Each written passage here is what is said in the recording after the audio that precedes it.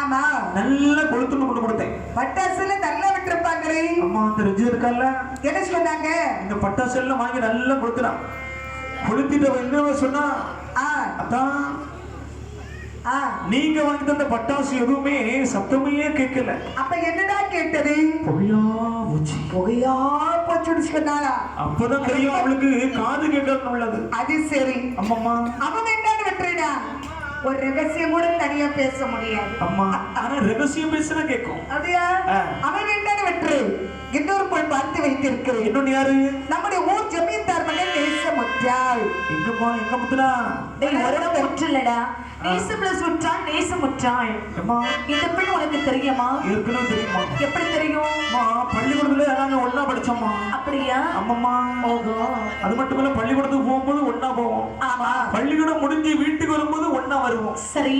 எங்களுக்குள்ள நல்ல ஒற்றுமை. ஆகட்டும். அம்மா அந்த பொண்ணே எனக்கு போதுமா. கொஞ்சம் கலர் கம்மியா தான் இருப்பாள். கருப்பா இருந்தாலும் நல்ல அழகா இருக்கு. சூப்பர் பிள்ளை. அந்த பொண்ணு போதும். அவரை முடித்து வைக்கிறோம். சரி. 22 எவ்வளவு பருவத்தில் நேசமுற்றாள் என்று சொல்லக்கூடியபடி திருமணம் முடிக்க இரு செல்வந்தர்கள் புத்தி சேர்ந்தார்.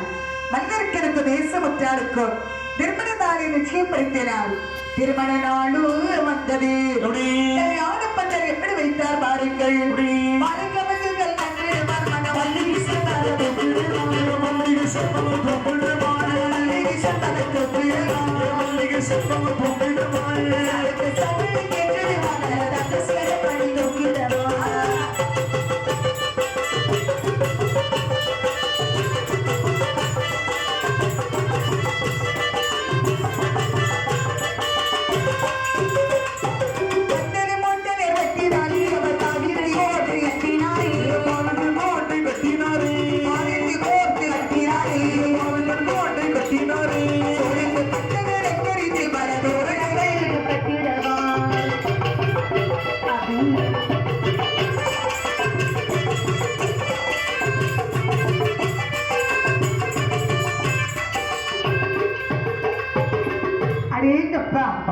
மல்லருக்கு நேசியமற்றாருக்கும் திருமணம் என்று சொல்லி கல்யாண பந்தரை பார்க்கவா வேண்டும். எப்படி?